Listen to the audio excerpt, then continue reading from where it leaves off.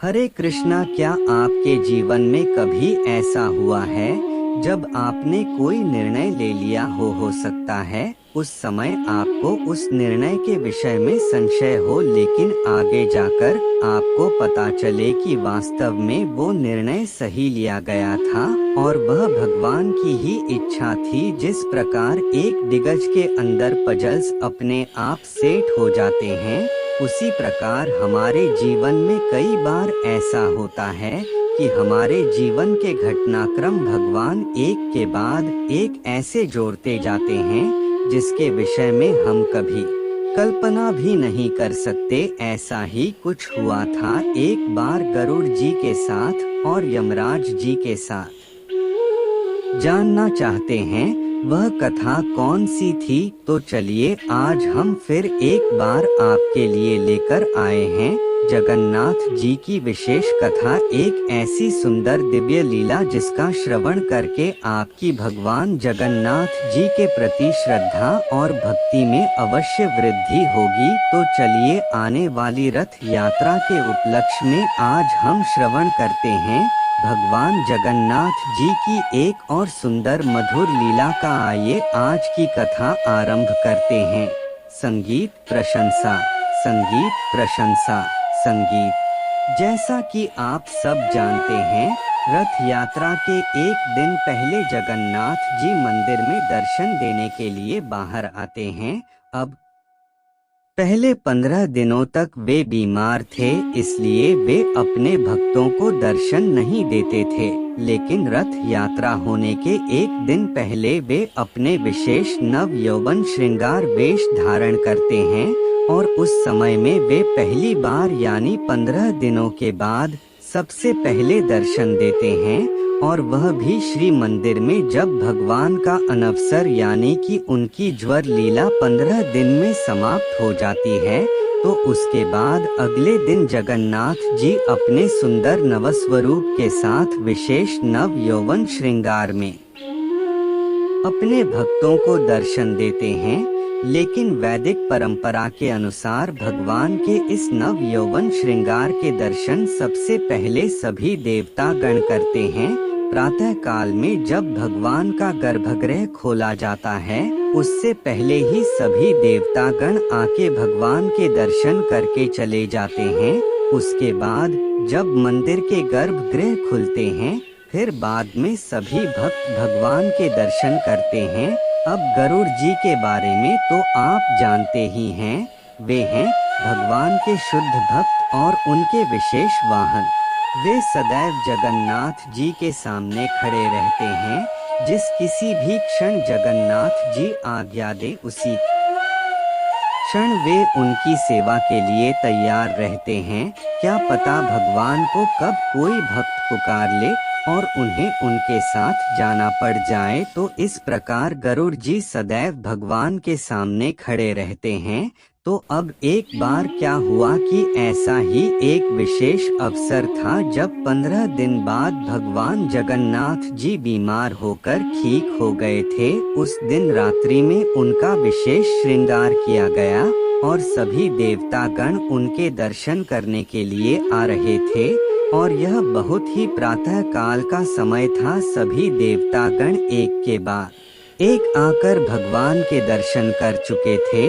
सिर्फ एक यमराज जी ही बाकी रह गए थे। अब यमराज जी के विषय में तो आप जानते ही हैं, उन्हें कितना कार्य रहता है इस पृथ्वी पर, और अन्य स्थानों पर ना जाने कितने ही जीवों की मृत्यु होती रहती है। उन सब का हिसाब करते करते उस दिन यमराज को आने में थोड़ी सी देर हो गई। देवताओं के दर्शन का समय अब समाप्त होने ही वाला था, और उसी समय यमराज जी भागते भागते आ गए हमारे जगन्नाथ जी के पास। जैसे ही यमराज जी ने मंदिर में प्रवेश किया तो उन्होंने देखा वहाँ पर एक छोटी सी चिड़िया थी जो वहाँ पर गीत गा रही थी और उड़ रही थी। अब उसको देखकर यमराज जी कुछ सोचने लग गए कुछ देर के लिए।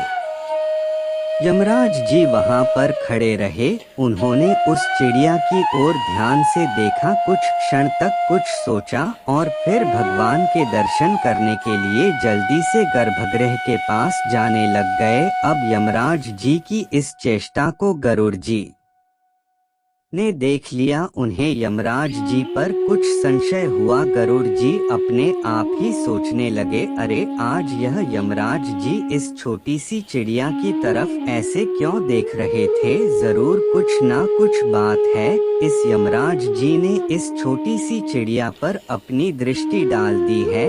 इसका अर्थ है कि इस चिड़िया का आयुष्य बस कुछ ही समय में समाप्त होने वाला है।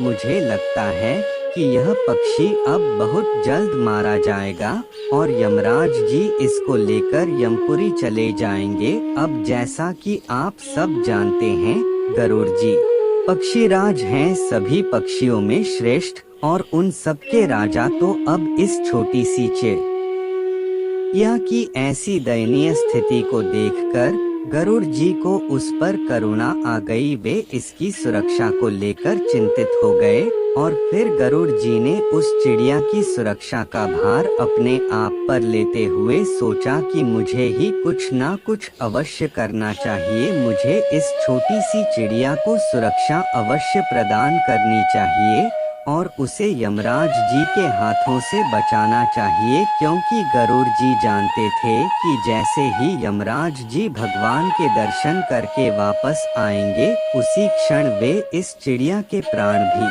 हरण कर लेंगे। और पक्षियों के राजा होने के नाते गरुड़ जी को उस छोटी सी चिड़िया पर बहुत दया आ रही थी और अगर वह उसे नहीं बचा पाते तो वह उनके लिए शर्म की बात होती। इसलिए गरुड़ जी ने सोचा कि क्यों ना यमराज यहाँ पर वापस आए, उससे पहले ही मैं इस चिड़िया को कहीं दूर प्रदेश में ले जाकर छिपा देता हूँ। इस प्रकार सोचते हुए गरुड़ जी ने अपने पंख फड़फड़ाए और उस छोटी सी चिड़िया को उठाकर आकाश में उड़ने लगे। वे उस चिड़िया को बहुत दूर ले जाते हुए मानसरोवर के तट पर ले गए। हिमालय पर उस मानसरोवर के तट पर एक बड़ा सा वृक्ष था और इस वृक्ष में एक छोटा सा छेद बना हुआ था। गरुड़ जी ने उस चिड़िया को बहुत संभाल कर उस विशाल वृक्ष के उस छोटे से छेद के अंदर में रख दिया और फिर तुरंत वापस उड़कर जगन्नाथपुरी में आ गए। अब गरुड़ जी भगवान विष्णु के वाहन हैं, इसलिए वे बहुत तेजी से, बहुत तीव्र गति से उड़ सकते हैं। हम जितनी देर में पलक झपकाते हैं, उतनी ही देर में गरुड़ जी कहां से कहां जाकर वापस आ सकते हैं। इतने सर्वशक्तिमान है वो और इसीलिए तो वे भगवान विष्णु के वाहन हैं। इस प्रकार उस चिड़िया को सुरक्षित स्थान पर छोड़कर अब गरुड़ जी वापस आ चुके थे और अब वह सोचने लगे, बस अब मेरा कार्य समाप्त। मैं इतनी तीव्रता से पूरी वापस आ गया हूँ कि यमराज जी तो अभी दर्शन कर रहे होंगे जगन्नाथ जी के। उनको पता भी नहीं चलेगा कि मैंने उस चिड़िया को कहाँ छिपा कर रख दिया और उनको यह भी नहीं पता चलेगा कि आखिर उनके दर्शन करते समय क्या कुछ हो गया और अब यमराज जी को वह चिड़िया नहीं मिलेगी और इस प्रकार उसके प्राणों की रक्षा हो जाएगी। इस प्रकार सोचते हुए गरुड़ जी मन ही मन खुश हो रहे थे और शायद कहीं ना कहीं अपनी तीव्रता और बुद्धिमानी पर थोड़ा सा गौरव भी कर रहे थे। अब इधर यमराज जी जगन्नाथ जी के दर्शन कर रहे हैं। यमराज जी के मन में आज जगन्नाथ जी के सामने कहने के लिए कुछ फरियादें थी, कुछ बातों को लेकर वे दुखी थे। यमराज जी ने जगन्नाथ जी से कहा, है प्रभु, आप तो सभी प्रकार के नियम कायदे और रीति बनाते हैं। आपके नियम अनुसार ही इस समय एक छोटा सा पक्षी था जिसे मरना चाहिए था और जिसको इस समय मानसरोवर में होना चाहिए था। लेकिन आश्चर्य की बात यह है कि उसी पक्षी को मैंने अभी अभी आपके मंदिर में देखा है।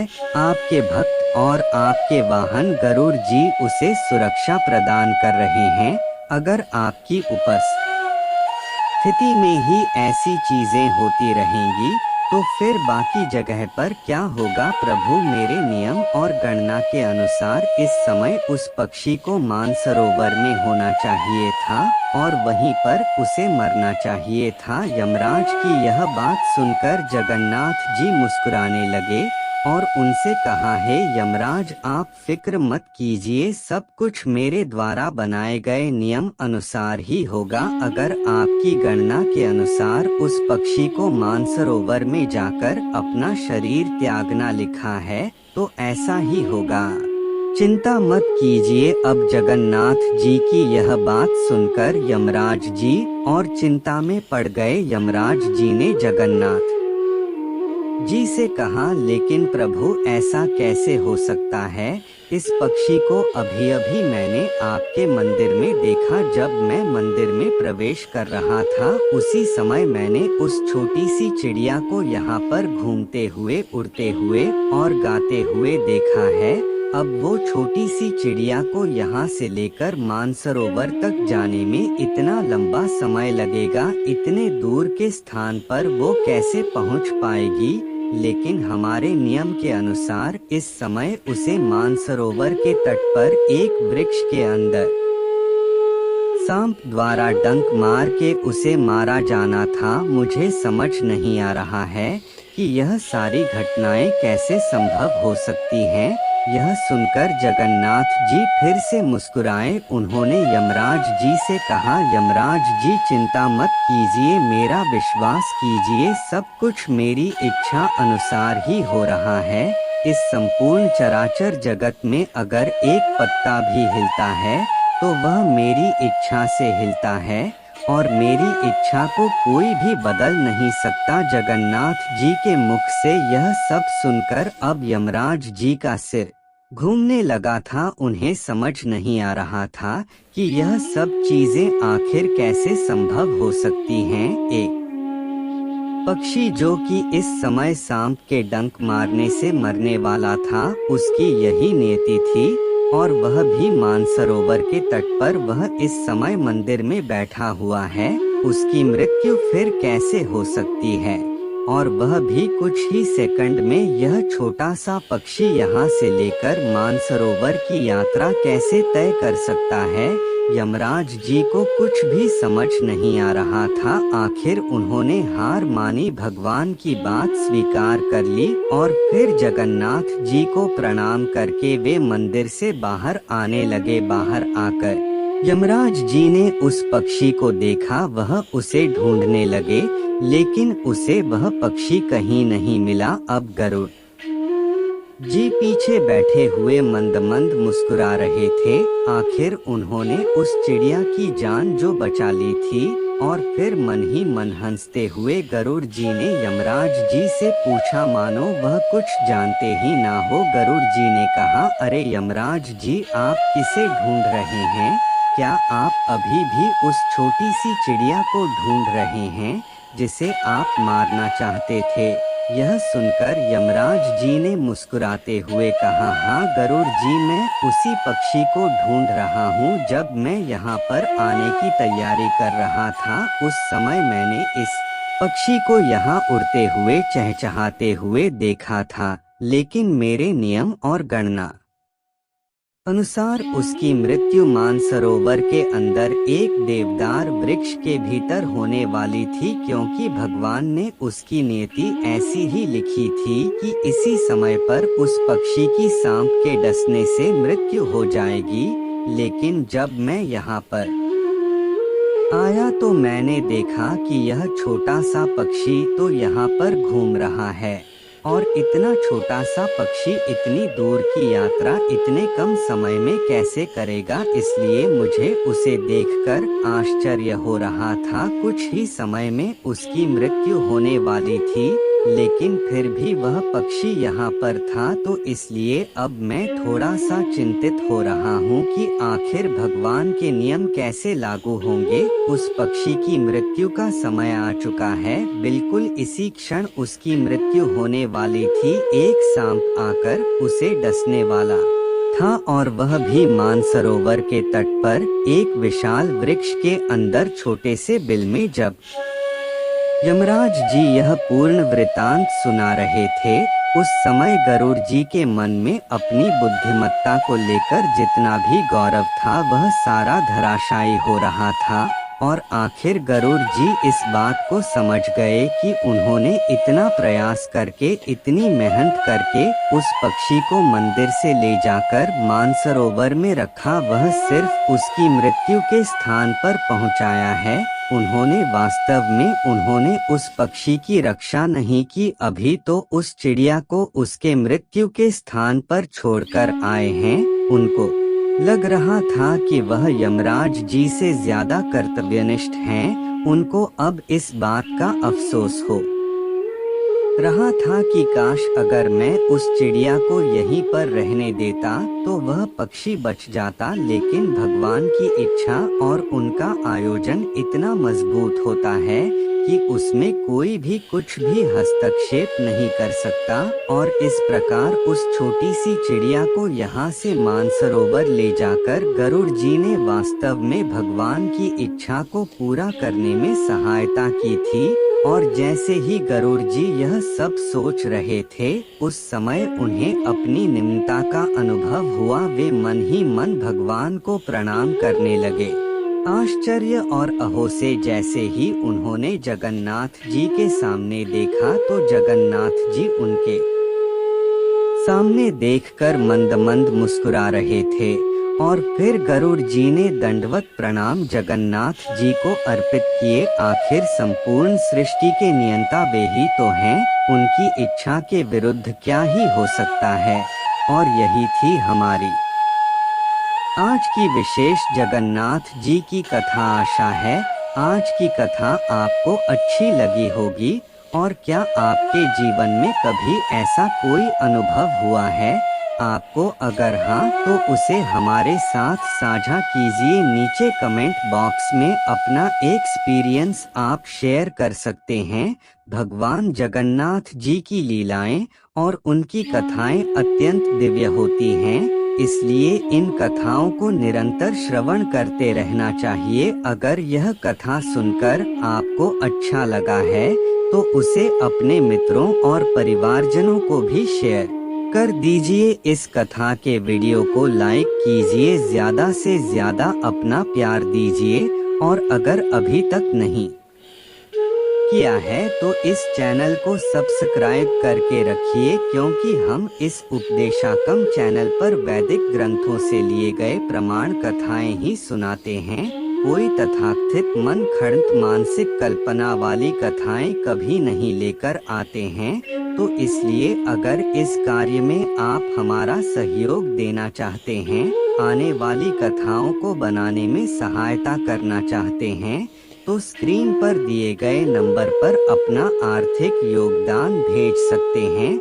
आपके योगदान से इस सनातन संस्कृति के वैदिक ज्ञान को अधिक से अधिक लोगों तक पहुंचाने का हम प्रयास कर पाएंगे और इसका पुण्य फल आपको भी मिलेगा। तो चलिए इस आने वाली रथ यात्रा के लिए अपने मन मस्तिष्क चेतना को तैयार करते हैं और भगवान जगन्नाथ जी के सुंदर स्वरूप, दिव्य नाम और दिव्य लीलाओं का श्रवण, कथा और कीर्तन करते हुए उन्हीं के चरणों में अपने मन मस्तिष्क और चेतना को समर्पित करते हैं। हरे कृष्णा।